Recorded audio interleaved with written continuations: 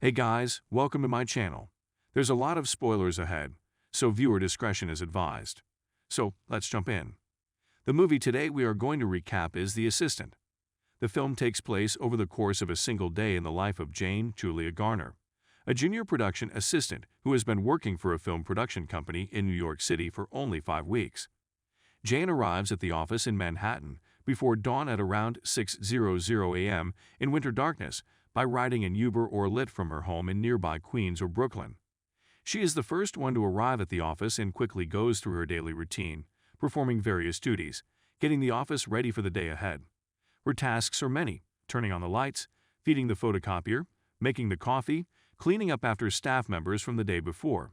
It shows her low status in the office hierarchy. As Jane's day progresses, she talks to her mother over the phone, being reminded that it's her father's birthday. More menial tasks ensue. She sweeps the residue of crushed pills from the boss's desk blotter and other detritus into the waste paper basket. She scrubs at a couch stain. Is it signs of sexual activity?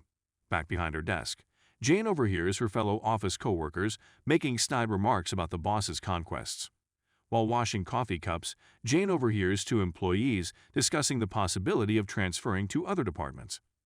Throughout the day, a variety of people interact with Jane, including the boss's wife, his children's nanny, a famous actor, Patrick Wilson, and a small group of disgruntled foreign film producers.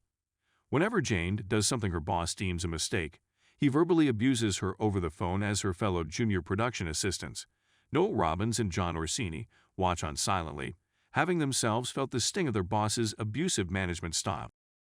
In the afternoon, an attractive woman named Sienna, Christine Froseth, arrives from Idaho, saying she has been offered a job as a junior assistant. Jane is concerned for Sienna's well-being, having dropped her off at a 5-star hotel. Is this being paid for by the company? Jane decides to share her concerns with Human Resources, wanting to file a report. Wilcock, Matthew McFadden, the head of HR, encourages Jane to share her real concerns. After listening to Jane, he questions her, making it clear that her accusations don't hold water and her concern regarding a grown woman's poor choices is not her business. He points out that these kinds of accusations will not help her career. He asks Jane if she wants to proceed with the complaint. She declines. Wilcock balls up the notes he was taking and throws it into the bin.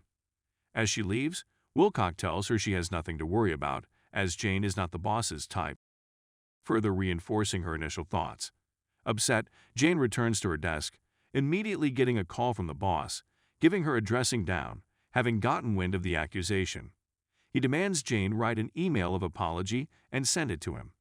He responds to the email, telling her he is especially hard on her because he knows how great she is and wants to help her in her career, further describing the power and balance. Towards the end of the day, Sienna arrives at the office so Jane can teach her how to use the phone system. She clearly has no clue. Why was she hired?